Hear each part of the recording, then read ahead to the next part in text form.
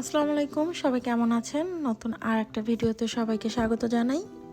আজকে হচ্ছে গিয়ে আমাদের শনিবার দিন, আর শনিবার দিন হচ্ছে গিয়ে একটু বাজার করার দিন।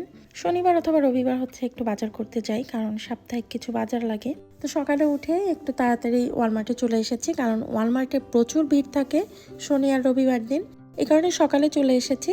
ওয়ালমার্টটা 8টার দিকেই দেখা যায় গ্রোসারি বা যে কোনো শপিংয়ের জন্য ওপেন হয়ে যায় সকাল 8টায়, এবং রাত 11টা পর্যন্ত খোলা থাকে। তবে সকাল 8টার আগেই যদিও খোলে, কিন্তু দেখা যায় বেচা বিক্রির জন্য আর কি 8টার দিকে আর কি ওপেন থাকে এটা। তো এই যে দেখতে পাচ্ছেন কি সুন্দর ক্যাপসিকামগুলো এখানে রাখা। ক্যাপসিকাম কিন্তু খুবই মজা লাগে খেতে, আমার কাছে তো বেশ ভালো লাগে। একটু সালাদ বানালে অথবা চিকেন দিয়ে ক্যাপসিকাম রান্না করলে, নুডলসে দিলে খুব ভালো লাগে। এই যে বোম্বাই মরিচের মতো দেখা যাচ্ছে, এটা হচ্ছে হাবানারা পেপার, কিন্তু বোম্বাই মরিচ না, দেখতে ওরকম লাগছিল। আর এখানে মিষ্টি কুমড়া রাখা ছিল। আর এই যে আমি একটু মরিচ ধরে দেখছিলাম। ওয়ালমার্টে মিষ্টি কুমড়া পাওয়া যায় না, একদম আমেরিকান একটা গ্রোসারি স্টোরে মিষ্টি কুমড়া পাওয়া যাচ্ছে। তারপর বেগুন পাওয়া যাচ্ছে। ইদানিং কয়েকদিন আগে দেখেছিলাম আমি গিয়ে, ঢেঁড়সও বিক্রি হচ্ছে। অনেক কিছু দেশীয় আইটেম এখানে কিনতে পাওয়া যায়, ফুলকপি থেকে শুরু করে পাতাকপি। দেশীয় আইটেম মানে আমরা বাংলাদেশিরা যেগুলো খেতে আর কি অভ্যস্ত। এখানে তো কত ধরনের সবজি আছে, কিন্তু সব ধরনের সবজি তো আবার আমাদের ভালো লাগে না। যেমন আমাদের ভাতের সাথে সব সবজি খেতে মজা লাগে না। আর এটা হচ্ছে গিয়ে ধনিয়া পাতা, যেমন বিলাতি ধনিয়া পাতা বলি সেইটা। আর এটা হচ্ছে রেগুলার যে ছোট ধনিয়া পাতা তরকারিতে ব্যবহার করি সেইটা ছিল। আর এই ছোট ছোট এটা হচ্ছে গিয়ে মূলা, এটা সালাদ দিয়েও খাওয়া যায়, আবার রান্না করেও খাওয়া যায়। আর এই যে উপরে হচ্ছে সিলান্ট্রো, আর তার পাশেই ছিল যে স্প্রাউটস, ওইটাও ছোট বাঁধাকপির মতো। আর এই যে পার্সলে ধরে দেখছিলাম, আমি তো প্রথম যখন আসি তখন এই পার্সলেকেই ধনিয়া পাতা মনে করে নিয়ে গিয়েছিলাম। পরে বাসায় যেয়ে দেখি যে না, এটা তো ধনিয়া পাতা না। আর এই যে আর্টিচোকটা, এটা দেখে অনেকেই কিনে নিয়ে যায়। আর্টিচোকটা আমরা তো খাই না, কিন্তু এখানকার বিদেশিরা দেখে আর্টিচোকটা অনেক কেনে। তারপর ভিডিওতে একদিন দেখলাম আমি ইউটিউবে, আর্টিচোকটাকে সিদ্ধ করে তারপর বাটার দিয়ে ওটার ভিতরে যে সিদ্ধ করার পর একটা মানে শ্বাসের মতো থাকে, ওইটাকে বাটার দিয়ে খায়। মনে হয় খেতে ভালোই লাগে, আমি যদিও কখনো খাইনি। আর এই যে ফুলকপি ছিল, সাথে এই যে পেঁয়াজকলি ছিল। আর এই যে পেঁয়াজকলির পাশে যে সবজিটা, এটা হচ্ছে জুকিনি। খেতে একদম লাউয়ের মতো, রান্না করলে এত মজা লাগে। আমি তো এখান থেকে এই জুকিনিটা আনি। তো লাউয়ের দাম কিন্তু অনেক বেশি। আমাদের বাংলাদেশে যে লাউ এক এক পাউন্ড হচ্ছে গিয়ে পাউন্ড হিসেবে বিক্রি করে। ছোট ছোট লাউ, একটা লাউ কিনতে গেলে দেখা যায় $8 থেকে $9 লেগে যায়, অনেক সময় $10। ছোট লাউগুলো একদম দেশি যে আমাদের লাউ সেগুলো। তো দেখা যায় আমি লাউয়ের বদলে প্রায় এই জুকিনি আনি, খেতে ভালোই লাগে, একদম লাউয়ের মতো টেস্ট। আর এই যে পাশেই বেগুন ছিল, তো বেগুন যদিও শেষ হয়ে গিয়েছে। আর এগুলোও স্কোয়াশ, সাথে গাজর ছিল, তার পাশেই ছিল একটু আদা রাখা। আদাও কিনতে পাওয়া যায়, রসুনও পাওয়া যায়, আসলে সব ধরনেরই সবজি এখানে পাওয়া যায়। তবে বেশিরভাগই বিদেশি সবজি, এর মধ্যে বাংলাদেশি যে সবজিগুলো সেগুলোই আমরা বেশিরভাগ কিনে আনি, যেগুলো হচ্ছে গিয়ে ফুলকপি, পাতাকপি, মিষ্টি কুমড়া, ঢেঁড়স, তারপর পেঁয়াজকলি। এই যেমন শসা এখান থেকে কিনতে পারি। তারপরে এই যে হাতে যেটা দেখতে পাচ্ছেন, আমার হাতে যেটা দেখতে পাচ্ছেন, এটা হচ্ছে গিয়ে শালগম, একদম প্যাকেট করা খুব সুন্দর শালগম ছিল। তারপর যে এখানে যে বিটরুটটা পাওয়া যায়, বিটরুটটা রান্না করলে তো একদম লাল শাকের মতো লাগে। লাল শাকের যে প্রচণ্ড দাম, সবসময় পাওয়াও যায় না তাজা লাল শাক, ফ্রোজেন লাল শাক থাকে, তো ফ্রোজেনটা তো খেতে অত ভালো লাগে না। তো এই বিটরুটটা নিয়ে রান্না করলে একদম লাল শাকের মতোই লাগে, একদম লাল শাকই। আমার কাছে তো খুবই ভালো লাগে খেতে। আর এটা হচ্ছে গিয়ে মাশরুম ছিল, বিভিন্ন ধরনের মাশরুম এখানে রাখা ছিল। তো মাশরুমটাও খেতে বেশ মজা লাগে, যারা একটু ভেজিটেবলস খেতে পছন্দ করে তারা কিন্তু মাশরুম নিয়ে খেতে পারে, একদম মাংসের মতো টেস্ট। আর এখানে ছিল পালং শাক, স্পিনাচ, এগুলো কাটা ছিল।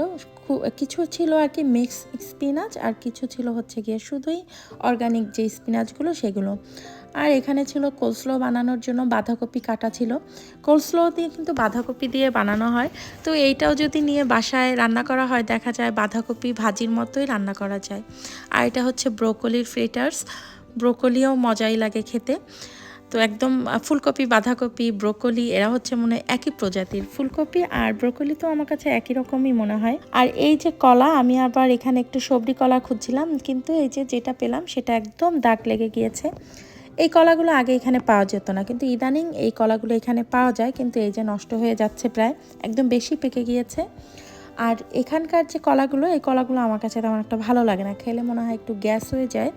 তো এই কারণে আমি যে আমাদের যে দেশি সবজি কলার মতো যেটা, ওইটাই নেই, কিন্তু আজকে মনে হয় নেওয়া যাবে না। আর এই যে কলা এগুলো হচ্ছে অর্গানিক কলা। আর এটা ছিল হচ্ছে গিয়ে কিউই, এটা কিন্তু অনেক টক, তবে যে গোল্ডেন কিউইটা এটা আবার খেতে অনেক মজা, সেটা আবার মিষ্টি লাগে, তো এই কারণে আমি এই কিউইটা নিয়ে আসলাম না।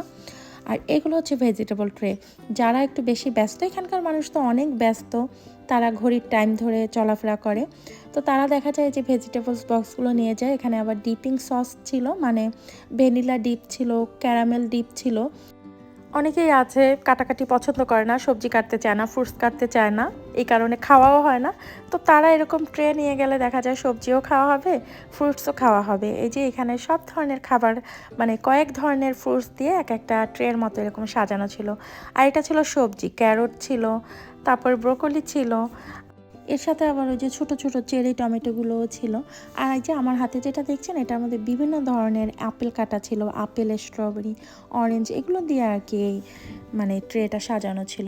এই যে স্ন্যাক্স ব্যাগটা, এখানে বিভিন্ন ধরনের আইটেম দিয়ে একটা বক্স করা, এগুলো লাঞ্চের জন্য মানুষ নিয়ে যায়, কাজে যাবে তো বাসায় থাকে, ঝটপট করে একটা বক্স নিয়ে তারা খেতে পারে লাঞ্চ টাইমে। তবে এখানকার মানুষ কিন্তু প্রচুর পরিমাণে ক্যানের ফুড ইউজ করে। তারপরে এই যে বিভিন্ন ধরনের ফ্রুটস দেখছেন সিরাপের মধ্যে ভিজানো, এগুলোও কিন্তু অনেক কিনে নিয়ে যায়। এখানকার মানুষ যেমন অনেক পরিশ্রমী, তারা কাজ করতে অনেক পছন্দ করে, আবার কিছু কিছু ক্ষেত্রে আমার কাছে মনে হয় যে না, এরা কাজ একটুও পছন্দ করে না। যেমন রান্নাবান্নাটা তো মনে হয় আমেরিকানরা খুবই কম করে, এরা নাকি সব কিছু কিনেই খায়, এদের রান্নাঘর, এদের ঘর বাড়ি খুবই সুন্দর থাকে। তারপর যা রান্না করে সবই তো হচ্ছে গিয়ে ওই যে ওভেনে বেক করে খায়, এদের মশলা টশলা তো সবই আলাদা। একদিন আমি দেখাবো এরা কী ধরনের মশলা ব্যবহার করে। আর এই যে এগুলো হচ্ছে বিভিন্ন ধরনের ওই যে সিট্রাস বলে, আমাদের যে বড় যে অরেঞ্জগুলো থাকে, তারপরে যে জাম্বুরার মতো যে ফ্রুটসগুলো, সেইগুলো হচ্ছে এখানে রাখা। এই ধরনের ফলগুলোকে মানে ওই যে একটা নাম আছে সিট্রাস, এই নামেই আর কি ডাকা হয়, জাম্বুরা অথবা কমলা যে ফলগুলো, টক জাতীয় ফলগুলো। আর এই যে পারফেক্ট, এই পারফেক্টটা তো খুবই জনপ্রিয়, আমি বাসাতেই পারফেক্টটা করে খাই। বাসায় যদি দই থাকে তখন দেখা যায় একটু ওটস দিয়ে, স্ট্রবেরি দিয়ে পারফেক্ট করে নেই। আর এই যে এখানে এদের জন্য কি সুন্দর বানিয়ে রেখে দিয়েছে প্যাকেট করে। আর এখানেও বিভিন্ন ধরনের ফ্রুটস মিক্স করা ছিল বক্সগুলো। এখানে ম্যাঙ্গো ছিল, পাপায়া ছিল, পাইনাপেল ছিল, বিভিন্ন ধরনের ফ্রুটস দিয়ে সাজানো ছিল এই ট্রেটা। তো আমিও ধরে দেখছিলাম, এটা ছিল একটা ম্যাঙ্গোর ট্রে, তারপরে এখানে বিভিন্ন ফ্রুটস ট্রে, ভালোই লাগছিলো দেখতে। আমি যদি কখনো কিনি না, আমি ওই আস্তই ফ্রুটস কিনে নিয়ে আসি, কারণ এগুলোর অনেক দাম, যেমন কেটে টেটে রেখে দেয় তেমনি আবার এগুলোর দামও আছে, তো এর চাইতে আমি ওই দাম দিয়ে আস্ত একটা ফ্রুটস কিনে নিয়ে বাসায় কেটে খাবো। আর এই যে আপেল নিয়েছিলাম, এই আপেলটা আমার খুব ভালো লাগে, আমার কাছে গ্রিন অ্যাপেলের থেকে এই যে ব্র্যান্ডের যে অ্যাপেলটা আমার কাছে খুব ভালো লাগে।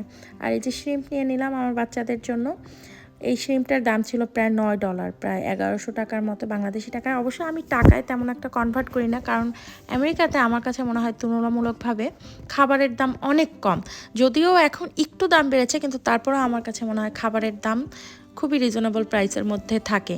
যেমন দুধের দাম, ডিমের দাম, কিছুদিন আগে ডিমের দাম বেড়েছিল, আবার ঠিক ভালো, এখন আবার ঠিক দামেই বিক্রি হচ্ছে।